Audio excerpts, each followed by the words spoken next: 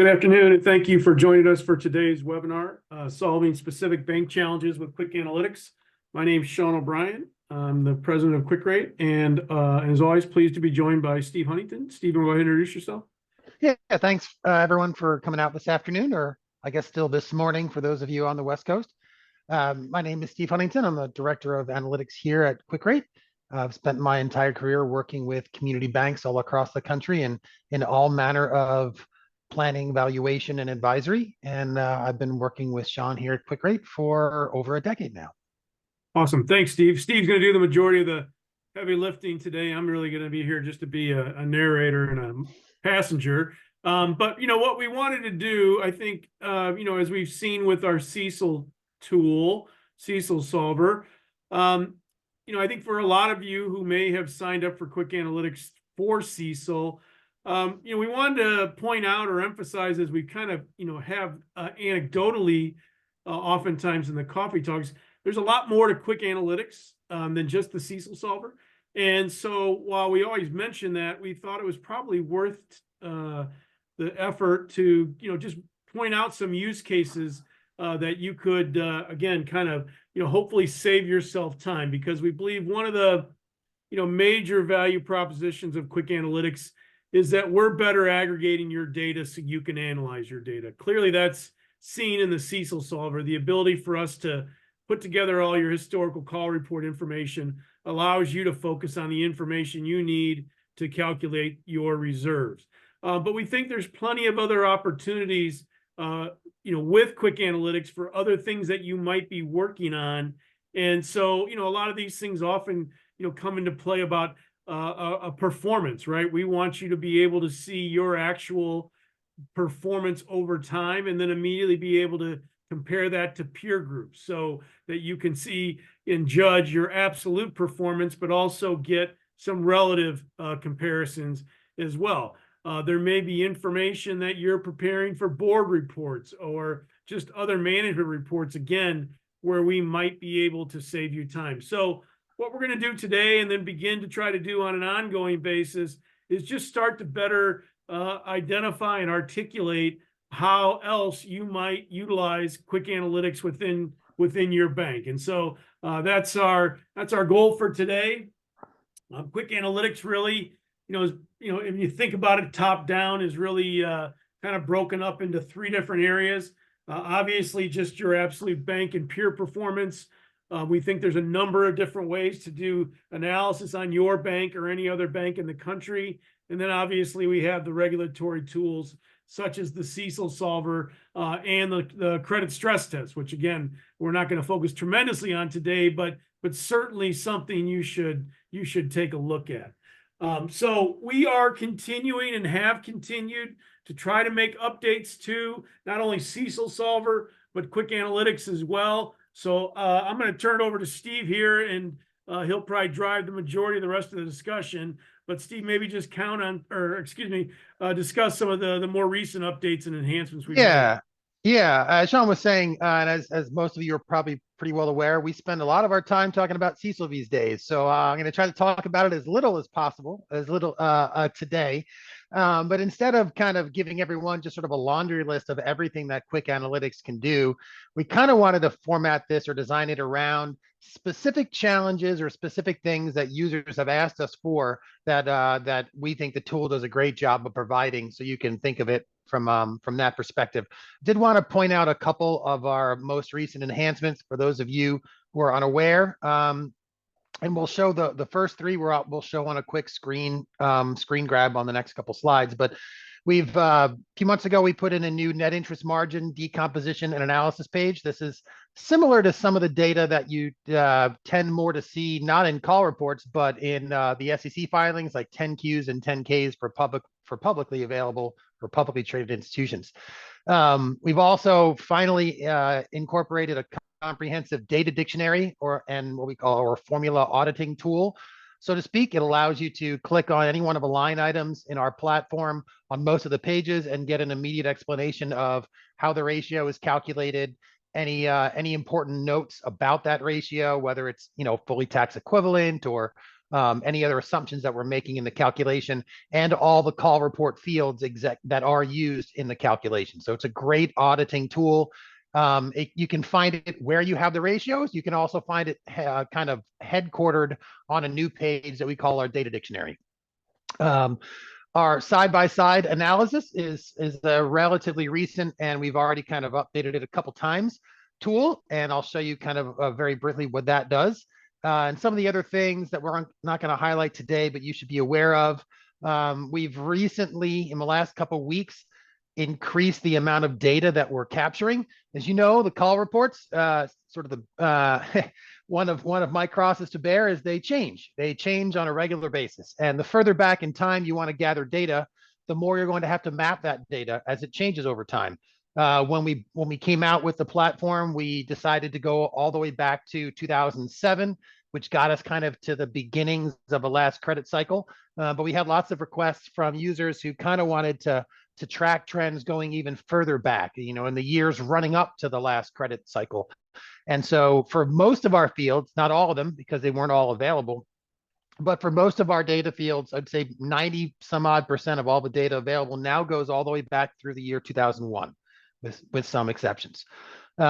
We've also incorporated credit union data. So not only can you search for a credit union right on the interactive page and get sort of a home page or summary page on the credit union with some of their financials and branches and mapping data, but also available in the Excel add-in. Full comprehensive credit union data with thousands of fields available in the Excel add-in. And we've done some updates to our demographics capabilities, our branch mapping, and our industry research page. Sean, next couple slides. So I'm not going to spend too much time on these real quick, but I did want to point them out. You can certainly go take a look at them on the tool. This is our new net interest margin comparison and decomposition. It's two separate pages. The screenshot on the left is there to show kind of your decomposition of your margin compared to your peers. So when you think about a margin, it includes the numerator, right? Your income or expense, the denominator, what the balance or average balance was over the period, and then the resulting ratio. And so that allows you to see all that data, as well as kind of a heat map or a visual color-coded setup that shows where you are or that particular yield or cost is compared to the banks in your peer group. However you want to build your peer group, whether it's a UBPR peer group or community bank peer group from your state or a completely custom peer group. On the right-hand side is the other way. Sorry. We visualize the net interest margin where you can sort of see the margin composition for two separate periods.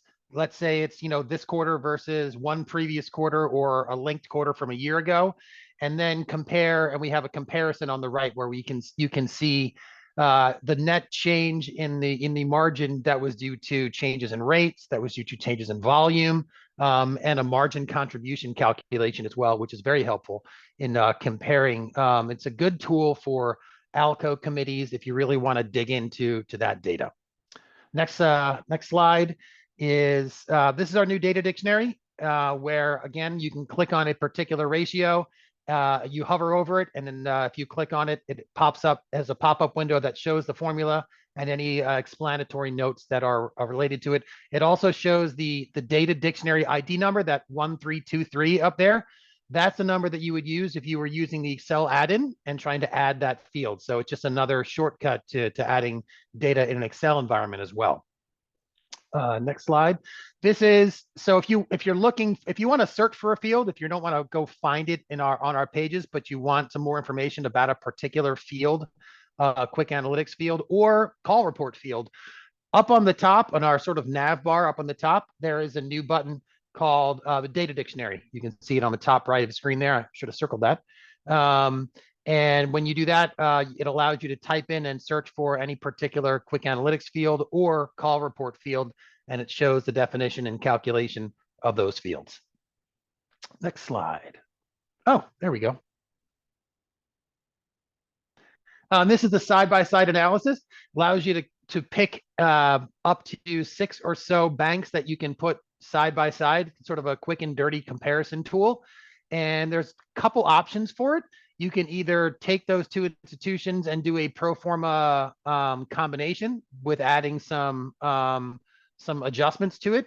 Or on the next slide, instead of doing a pro forma combination, you could simply show the peer group. So you can pull up a handful of institutions. I pulled up kind of our common guinea pig, Camden National Bank up in the Northeast, and I added a couple community bank peers for them, Maine Community Bank and Skowhegan Savings Bank. And then I threw two different peer groups in there as well. The sort of what we call our QCBI peer group, which is all the community banks in your state, the state of Maine in this case, and the national UBPR peer group. So it's a great way to kind of get a quick side-by-side comparison of you and a handful of peers and one or more peer groups using a quarterly or year-to-date or annual or kind of any period or duration that you're looking for that comparison.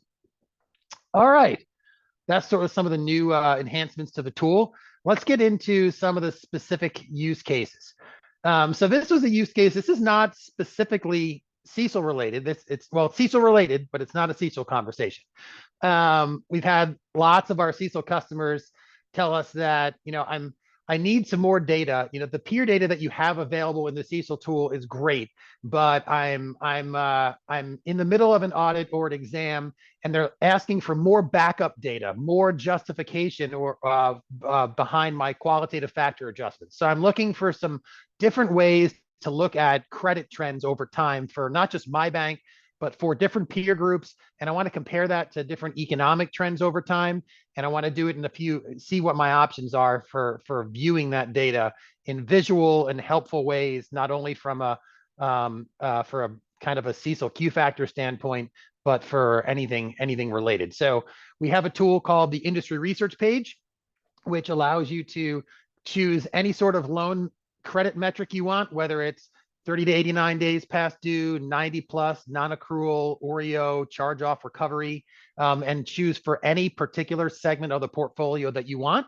And then overlay that for your bank, for any specific individual peers that you'd like to see side by side, and then for one or more peer groups. So this is a great way to visualize your trend. Pick maybe one or two peers that you might want to compare yourself to, or just pick two or three different peer groups, a very close local one and maybe a state one, and then maybe even a national one, and then be able to play with what look back period you're looking at and visualize those trends over the last 12 quarters, over the last 20 years, however you want to visualize them with the underlying data available as well. And then finally, you're also able to overlay FRED data, economic trends over those same periods in the same chart. So it's a very flexible, it's an interactive tool. As you add a peer group or add a piece of economic data or change the date range, the chart on the right sort of updates on the fly as you go. So that's a great tool that we have available to do that. On the next slide, we have what we call this is a page that we've had in the tool on the platform for a long time, but some people don't always make it there. But it's called our asset quality detail page. This illustrates all the different, every one of those trends that you could get from the industry trends page, sort of summarized, or not summarized, but detailed, on this one tab, where you can see each type, loans 30 to 89 days past due by segment in a dollar percent and a percentage format, all compared to the peer group. You can see not only 30 to 89 and 90 plus and non-accrual, but also OREO and restructured loans and charge-offs and recovery. So this is a great way to kind of pick and choose. You can customize those charts that you have up top for a particular segment or for a particular metric and compare to a UBPR peer group, again, a community bank peer group, or a very specific custom peer group. And we'll get to the different ways that you can create some very creative custom peer groups in just a few minutes. And on the next slide, finally, we added this about a year ago or so when it became more available from the call reports. And this is, if you remember, the call report now requires not all the community banks, but larger institutions, those over $1 billion in assets, requires them to start plugging in or putting in their call reports their disaggregated reserve level. So they don't have to plug in a reserve level for every single segment on your schedule RCC, but for 6 kind of, I guess, parent buckets, so to speak. The buckets being total construction loans, commercial real estate, residential real estate, C&I, credit cards, and other consumer loans. Those are the 6 buckets that larger institutions have to disaggregate and show their reserve data on a quarterly basis. This is a great tool for you to see when you're doing your reserve calculations, not information about peer historical trends when it comes to losses, but look at the trends in changes in reserve, right? Where the reserve levels are actually going and headed at some level of segmentation for some of the larger banks. Keep in mind, it's not going to be perfectly apples to apples because this data is for larger institutions, but it can still be very helpful in justifying your overall directional trend in reserves compared to other institutions around the country. All right, I think next use case. We've had the camels page on there for a little bit now, but it came about as a direct result of a couple of users of ours that said, they were undergoing exams. They were talking about their getting, ratings and scoring from a camel's perspective, and they were utilizing some of our default bank performance report card and other formats and ways of templating financial results. And they found it would be much more helpful if they could just get sort of the everything in a camel's framework, right? Grouping the ratios that are most important from a capital adequacy standpoint, from an asset quality standpoint, the ones that are the most likely to play a large role in your camel's rating. And so we took another shot at reformatting our ratios and putting them within the camel's framework so that you could track that over the long term, over the short term, and against your own internal benchmarks. So in this tool, not only can you see the long-term and short-term trends, and you can see what direction they're headed in we look at those metrics and we count how many are moving in the right direction, in a positive direction, and how many are moving in a less uphill direction. And we track that over time so you can see sort of your net direction, so to speak, from a camel standpoint, and compare it to your user defined, your own internal benchmarks to see where you're within the range and when you've maybe popped outside of your range. The other way to view the camel's data, and this is just your own data, right? It's not compared to peers. The other way, of course, we always like to compare things to peer trends. So this is a way of taking everything from a camel's framework and looking at what we call a visual heat map of your performance compared to your peer group. So it takes all those same ratios that have an implication for a camel's rating and shows your ratios within the spectrum of worse than all of your peers to better than all of your peers and everything in between. So quintiles, right? The red zone, 0 to 20th percentile, is the worst 20th percentile compared to the peer group, and the leaderboard is the top 20th or best 20th percentile. And on the right there, you can sort of even track how your camels based ratios have trended over time, over years or over quarters, from compared to your peer group. Maybe you have some ratios that are going in the wrong direction or getting worse, so to speak, but they're not getting worse as fast as your peers are. You can see not only the direction of the ratios, but how your percentile rank is sort of changing visually compared to your peers. Just another great visual way to keep track of these types of items over time. All right. Next use case. I need some basic way to stress credit losses, whether it's from a CECL, right, a reserve standpoint, whether it's from, I'm getting some pushback from my examiners because, there's been a lot of demand for certain types of loans in our market, and my concentration in, let's say, CRE or something else is increasing, has gotten higher than it was historically. And maybe we're in a market where there were some problems with CRE concentration way back 20 years ago. So I'm getting a little bit more requirements and questions from my examiner about looking at stressing historical losses, especially if I'm considering increasing loan growth or concentration in a historically stressful segment, so to speak.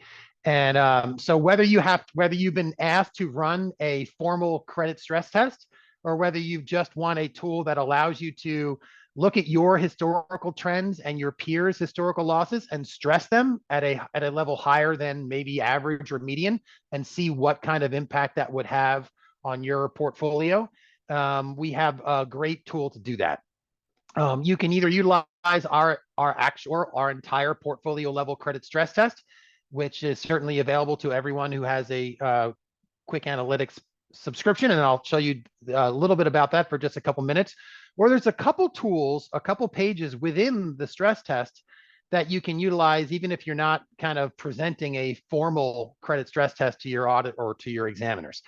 So a brief overview of our credit stress test. We perform 3 completely separate and independent tests as a part of our stress test. The first test is what we call our peer group loss experience. That is where we're aggregating our peers' losses at the segment level over a whole bunch of different historical time periods, right? A recent healthy period, and then the meat of a last credit downturn, maybe 2009, 10, 11, around then. And we're aggregating all that data, and we're applying it to our loan portfolio going forward so that we can answer the basic question: if our loan portfolio were to perform over the next couple of years going forward, like our peers did in these various different environments of different degrees of stress historically, what would be the pro forma impact on our P&L and our capital? So it is a projection model that allows you to, so we are completely reprojecting your earnings and capital going 2 years out into the future under varying degrees of stress as determined by your peer group. The second test, same idea, same concept, same steps, but we're using your historical experience during the last credit cycle as our guide, as opposed to your peers. And then finally, the third test was what they call the reverse stress test. It's what I so fondly refer to as the how much rope do we have to hang ourselves with test. And that's where we're they call it a reverse stress test because it takes all the steps from the other tests and works them in reverse order. You start with a future capital level or ratio, and you work backwards to figure out what kind of losses would it really take, would I have to absorb over the next couple of years before my capital were to drop all the way to these very critical PCA type thresholds. So that's kind of an overview of the credit stress test. This just reminds you kind of how the tool works. As soon as you pull up the stress test for your bank, it's already been run. The entire stress test has been run in the background with some basic assumptions and some default data. And then all you have to do is go into the inputs, see what assumptions we've made, and we point out exactly where we've made assumptions and customize all those inputs. Bumping up or down some of the earnings or revenue or expense projections or dividend projections, or how punitive you want the historical loss experience to be compared to your peer group, right? The 75th percentile losses or 90th percentile losses. And as you change any inputs into the stress test, the entire tool recalculates on the fly as you're plugging in inputs. The great thing about that is it's so much more efficient. I've seen many tools out there, many models that you're plugging in hundreds or thousands of inputs, and you have to wait till everything's plugged in, and then you click run, and then you either get an email or you get a gigantic Excel file or a PDF, and you see the outputs, right? But then you're wondering, what if I were to change just this one assumption? How much impact would it have? So you have to run everything all over again. In our tool, you tweak an input, you click back on the results, it instantaneously recalculates. It allows you to know what's moving the needle, right? Which of my assumptions do I need to sharpen the point on a lot because they're critical? And which ones is it a waste of time for me to really dig deeper on because no matter what I plug in, it doesn't seem to make a hill of beans of difference. That's something that's very time saving. And that's what our interactive stress test does. So you can use the entire tool, or let's just say you just want to kind of get a feel for your peers' losses at the segment level in different environments in the past and see how punitive it can be.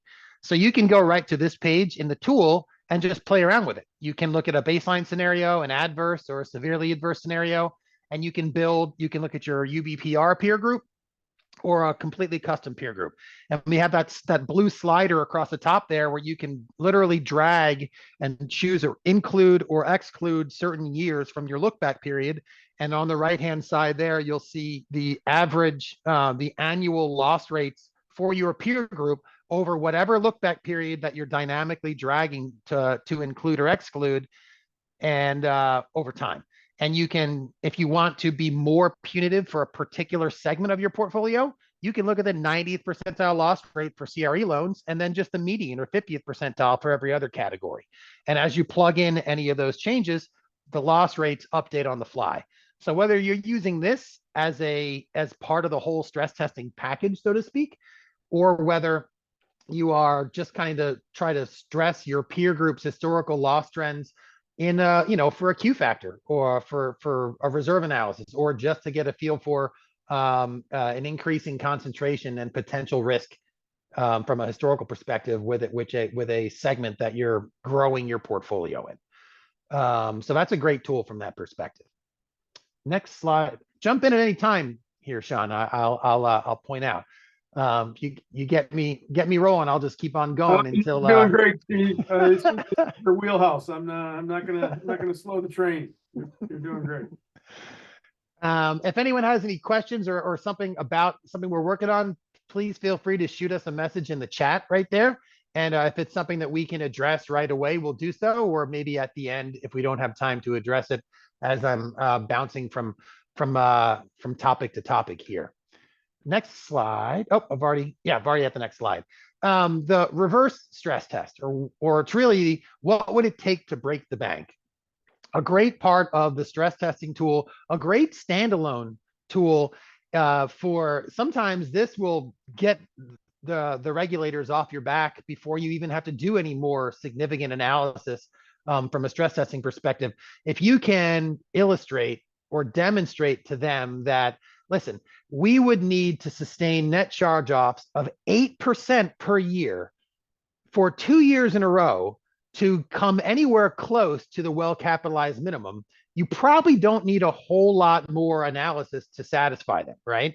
It suggests that you have high capital ratios to begin with, conservative, your reserve level is probably already relatively conservative, and you and your peer group have had historically very manageable losses. And so this is a great way to sometimes short circuit a conversation with an examiner that you feel might be going down a road you don't want it to, by just proving to them that the extremely unrealistically high losses that you might have to absorb in order for them to really have to worry. Does that make sense, Sean? Yeah, that's actually, I was going to jump in on that. I mean, this report, if nothing else, is a great tool to at least once a year run. The stress test, as per like the OCC, guidance, was that they wanted this to be a board directed event. And it's to this point that Steve just mentioned that they really wanted the board aware. So this is a great risk management, proactive risk management tool to simply identify that, just as Steve said, being able to articulate to the board that this is what our capital cushion is, and that over a 2-year period of time, we could absorb losses to X% or this amount in order before we breach any of these capitalization thresholds. That's a wonderful guardrail to put out there. Again, make your board aware, but it does indicate to your regulators you're being proactive about being sensitive to what your capital cushion is. And this is really this was the catalyst for why the OCC in particular developed this test, right? So our test really is predicated and built upon the guidance the OCC gave and the Fed gave, because the lessons or the autopsies of the banks that failed in the previous recession, this simple guardrail analysis or the level of cushion the banks had was really not well known, and it was often misunderstood between what the board thought and what management thought. And so the point the OCC wanted to make was, hey, if banks run this type of analysis annually, there should be never any misunderstanding of what the level of risk is potentially in the loan portfolio. And so again, even if you run this once a year, put it in the board minutes along with an explanation of what the results show. I think it's a tremendously valuable piece of risk management. All right, I'll move on to the next slide and let Steve continue to talk. Yeah, so our next use case here is about peer groups. I know we've talked about peer groups in the past, but a lot of times I've found that many of our users, when they first start using the platform, they might build a custom peer group, or they might just get used to using their UBPR peer group or their statewide community bank peer group, and then never really revisit that assumption. And so we've had lots of users who have had need to compare themselves to a very specific group or filter compared to just using all the community banks in your state. If you have a very geographically diverse state or diverse from an industry or business type standpoint. And so we have a homepage right on that nav bar on the top for custom peer groups. And this is where it's really a homepage for all of your custom peer groups, where you can manage whether you're building different types of custom peer groups for different tools that we have in the QwickAnalytics toolbox. And you can come back and edit them whenever you need to, modify them, resave them, share them with other members of your institution or auditors or examiners.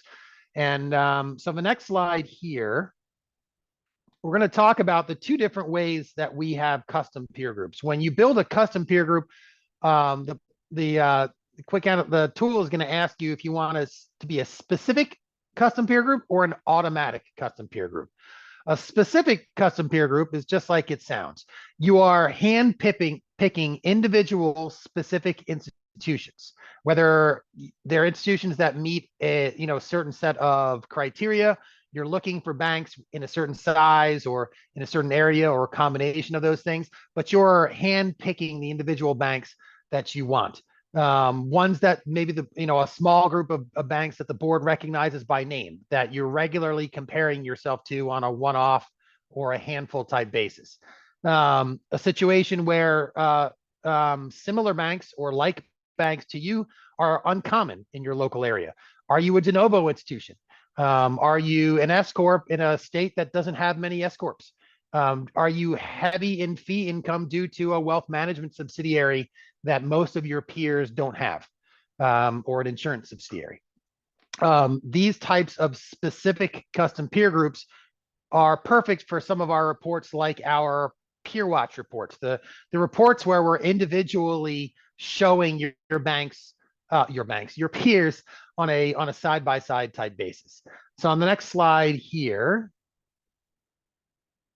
this is a perfect example. It's called our peer watch trends report. By the way, this entire report came from a very early adopter of our QwickAnalytics platform up in the Midwest. They were a large community bank, and they had a template that they loved to share, the management shared with the board, and the board just loved it. They shared that template with us, and we thought it was a very helpful way of visualizing individual trends over time, kind of getting a comprehensive look at a particular ratio or metric over time compared to close peers. So in our Peer Watch Trends report, you choose the ratios that you want to compare, and each ratio has this analysis where you can get a kind of a snapshot on the top left of how your bank is doing right now compared to your closest peers in that metric. On the bottom, we get to see long-term and short-term trends in that metric for your bank, for your peers individually, and for the average of your peer group, and a statewide peer group and a national peer group, sort of all on one table. And on the top right is a chart that tracks visually that trend for both you and the peer group and the state and national medians as well.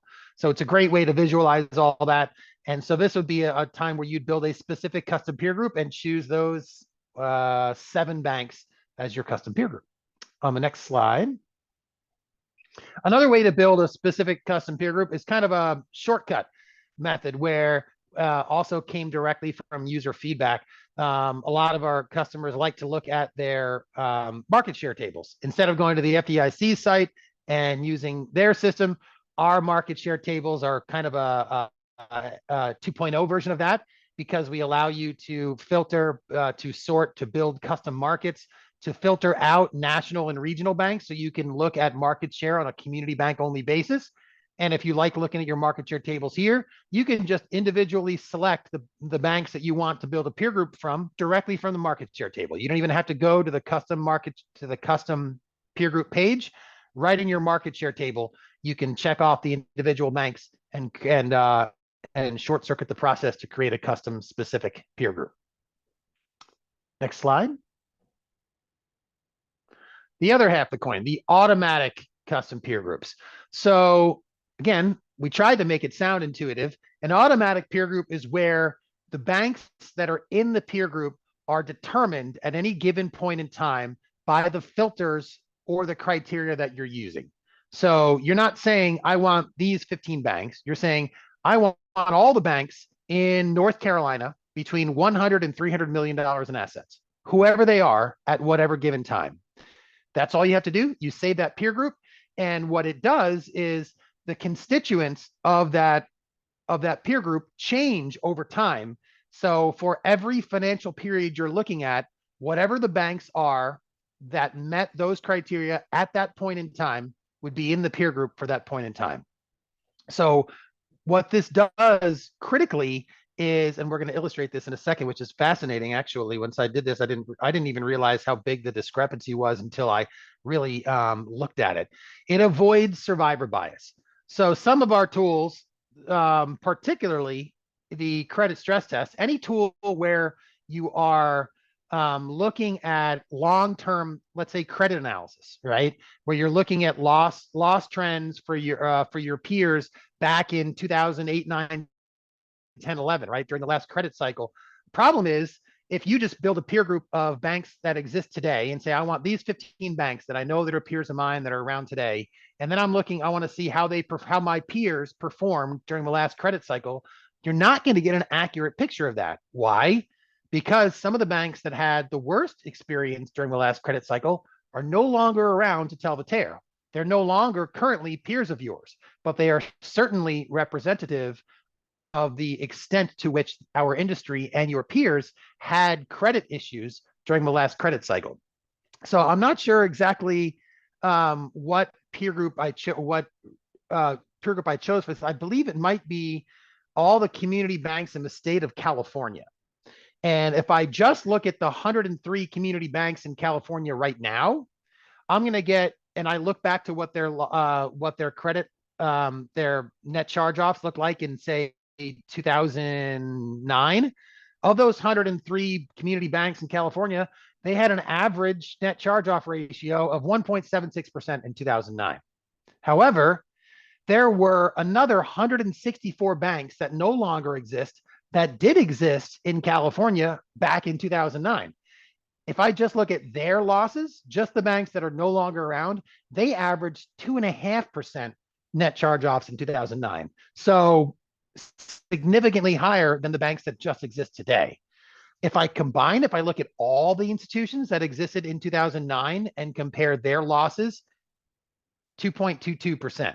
So I think it's critical to get an accurate picture of how your peers experienced the last credit cycle to use, whenever possible, an automatic custom peer group so that you can include historical institutions that certainly played a role in the issues that our industry had back then. The other benefit of using an automatic custom peer group, it's self-maintaining. What do I mean by that? Well, what if next quarter, there's a couple new banks in your market that now fit your criteria? Or what if some banks got too big and no longer fit your criteria? Do you have to go back in and edit your peer group and delete the old ones and add in new ones? You don't. If a new quarter comes along, the peer group calculations will automatically include any institutions that now fit your criteria, which was 1 to 300 million in North Carolina or whatever it was. So hopefully that helps you get a feel for what the difference is between the two different types of custom peer groups and how it can make a big difference. Not when you're looking at recent data, but the further back you go, the more difference it's going to make. Next slide, Sean. Yeah. Custom peer groups, ubiquitous by design, meaning they're everywhere. Almost every page you can go to in QwickAnalytics, you can find your peer groups, whether it's our board friendly reports like our bank performance report card, whether it's in our interactive pages or our credit or kind of our heat map pages in the stress test, in the CECL tool, and directly in the Excel add-in. If you want to kind of get a list of the banks that are in your peer group and pull some metrics for them really quick, and not in any of the templates that we have on our website, go to the Excel, go to use our Excel tool, find your peer group right there, and pull down whatever you're looking for. All right. I believe this is the last use case that I've got on the docket for today. And it's our users that are maybe power users, or maybe they're very fond of the templates that they use for their board reporting, and they just want to get our data and they want to put it into whatever formats, whatever tools that they currently have, or they're just looking for some more flexibility in durations or timing or just format. The solution is our Excel add-in tool. It's a small piece of software that you can download right off our website that and our IT guys can work with your IT guys to make sure it's all kosher from that perspective. It links directly to our database. Hundreds of millions of data points available for banks, holding companies, credit unions, market data, evaluation data, M&A data, all of it available in the Excel add-in. And it's really what we call the great equalizer for customization. There's a couple different ways that you can use it by default. We're going to go into those for just a quick minute here. One is what you call a research screen, where you're casting a wide net, kind of like saying, all right, I want a handful of ratios for a ton of banks, all the banks in California or Michigan, or my custom peer group of 75 banks, and I want to pull a handful of ratios. The other way you can think about pulling data is, well, what if I just want like a financial statement? What if I want my income statement for the last 5 years, sort of like I would have in my own annual report? Well, you can look the other way, where you say, I want all my fields, all my data down one row, and then I want 5 different periods or 5 different years across the columns. That's the other way we call templates. And again, we now have credit union, the universe of all credit union data is available in the Excel add-in as well. So let's go into a couple ways that people have used our Excel add-in for very specific cases. Actually, this is kind of Steve, yes. I'm actually going to interrupt. We had a question come in and I forgot to fail. I think I failed to say this at the top of the presentation, but we will be sending out a link to the recording today, as well as a copy of the slides. So, we've got a lot of slides today, which is great. We will send all those out to you. So thanks to Jennifer for the reminder through the chat, but yes, we will send those out. So thanks. So just very briefly, this is, and you can go over these at your leisure, or if you're not familiar with the add-in tool, feel free to give us a buzz and we can give you a walkthrough of it. I don't want to go too much into the nuts and bolts of the general use of it today. I want to go right to the use cases. But again, this is a research screening tool where you can pick a peer group, or you can build a peer group and pull particular ratios for it. It can be 5 banks. It can be 1,200 banks. It's up to you. Just know if you're pulling data for 1,200 banks or 2,000 banks, it might take a few seconds for the data to update when you hit the refresh. So be aware of that and be patient, depending on your internet connection. Next slide. Yeah, that's just kind of 2 different ways you can find the do your screens. Next slide. And then this is what the output looks like. You see all the banks kind of down one column, and then your different fields are across different columns, and the ability to change fields. If you have a table like this and you want to update just a period, you could just type in, you can type in a new date right there in the red dates, or if you want to change the duration, you type in MRQ or YTD instead of last 12 months, and then hit the refresh now button and refresh whatever pieces or components of it you want on the fly. All right, so how is that? Sorry, next slide. The other way, again, as I mentioned, are what we call our templates. This is where you say, hey, I want to look at a balance sheet and income statement for the last 4 quarters for my bank. And you can choose a bank and choose a template and pull it right down very quickly. Next slide. Use case. So and there's a caveat or a footnote here that I want to point out. We've had some users point out to us that our peer watch report doesn't have all the options that we'd like. We love the peer watch report format of a side-by-side with my peers and everything else, but I'd like to look at it on a year-to-date or a trailing 12 months basis and not just a most recent quarter basis. We are adding that as an option directly in the peer watch report option. So don't worry about that. But one way to get around that or to have more flexibility would be to, well, you can rebuild the peer watch report in Excel. You would simply go into the add-in and do a research. I'm sorry, you would do a QA template, and you would choose, let's say, the income statement, and then you would choose the individual banks that you want in separate columns, and it would pull all the same data that we have in our peer watch report. But you can change the periods, you can change the durations, you can update it when you want to, and then you can format it differently if you want to highlight your bank or highlight some of the particular ratios or metrics. You have the ultimate flexibility. Next slide. So this is, and I believe the bank that we did this with is on the call. I won't call them out by name, and I've redacted everything, so everyone will remain nameless. But we've had users that said, "Hey, we have a specific template that we've gotten from an old provider. We like that template. Our board likes that template. Can we just power this template with your data now? So can we kind of just, take the whole thing as it is and just substitute QwickAnalytics driven data for whatever data source we were using before, who will also remain nameless unless you want to name them, Sean." So this I've just blacked everything out, and this is some data that they liked getting in this format. And now we just switch it up so it's powered by QwickAnalytics. Yeah, I think that's the point we really wanted to make here is we do want to be collaborative with you. Again, we want you to get as much value out of QwickAnalytics as possible. And so, certainly recognizing that if you want us to help, give us a little bit of time before you need it. But we are happy to try to tackle reports that you might be doing internally, manually now, or, kind of building those from multiple, data sources, or in this example, from another provider. But we are willing to, to kind of get your templates rebuilt so that you can refresh them every quarter in QwickAnalytics.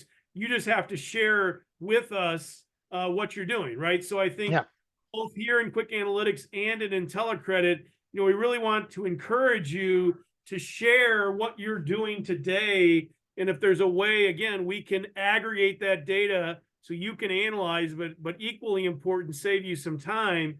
We really want to, be a partner with you in that way. So, think about what you're doing today. See if there are templates or reports that you're building, either for, loan data that we might be able to do something in IntelliCredit, or just overall bank data that we might be able to help here with the add-in. But share them with us. Tell us what you're trying to do. We'll see if we can't replicate them as we did for this client. Typically, if the data is there, we can. But again, we just want you to get as much value out of your subscription as we and we do not want that to be any sort of a speed bump or hurdle to starting to use QwickAnalytics. Next slide is just is another page from that same template where they pull that data. They like this particular layout, and yeah, Sean. Yeah. So again, thank you, Steve. That was great. Again, I think what we're trying to do is increasingly, we recognize, where we can be helpful, we want to be. If there's topics within QwickAnalytics you'd like us to cover in a format like this, please share those with us as well. But we are trying to, continue to just provide as much information to be more informative and helpful as we can. We've talked about the YouTube page. You can access that now through the knowledge base, even in the CECL thing on the CECL solver page. But just again, we're trying to catalog and warehouse all the presentations we do so that you can come back and play them. As we mentioned today's slides and a link we'll send out in an email likely tomorrow with copies of those. Again, we across, QwickAnalytics, QuickRate, and IntelliCredit, we really are just trying to make solutions for you that are easy to use, that are affordable, but really deliver huge time savings for you. So again, please take us up on our offer to share things that maybe you're doing internally if you think we can help. I think one of the really invaluable things about both QwickAnalytics and IntelliCredit is, there's really no integration, right? As you know, you can get into QwickAnalytics just by logging into the website. With IntelliCredit, once you upload the flat file or whatever your data source is, you're kind of off and running. So we really do spend a lot of time trying to not only make sure the user experience is seamless, but also any time expended to get data into our solutions is the same way. Obviously, we're aggregating data from a number of sources to make sure you can focus your time on analyzing that information. For those of you who aren't familiar with IntelliCredit, we did our coffee talk last week. Again, this takes more loan data from your core or your alert file or your trial balance, or however you kind of think about that. We are offering a 6-month trial there so that you can, again, determine if it can be a time saver for you. But we think it'll give you a lot better visibility into your portfolio in a much easier way. So I'd encourage you to request the trial. During that 6 months, we will work with you and your data to teach you how to use the tool. Again, replicate any board reports, but really take the time interactively to make sure you'd be able to effectively use the tool before we ask for any subscription with the tool. So certainly encourage you to look into it and take us up on our free trial. A couple of upcoming webinars. David Ruffin and I will be back on May 21st with our Q1 results webinar. And then Steve and I will be back on the 31st for this month's coffee talk. So I don't see any additional chats or questions. Steve, any final words before we let our team go today? I've said enough words for one day, Yeah. Sean. If anyone has any chat, they feel free to shoot us a chat if we don't get to it right now, or you think of something in a little bit, just reach out and we're happy to talk to you about it. Yeah, thanks to Steve for putting this together today. Again, certainly reach out with any topics you'd like us to talk about in the future, and we will see you a couple of times, hopefully again later this month. But otherwise, have a great day. Thank you for joining in today, and we'll talk to you soon. Thanks, everybody.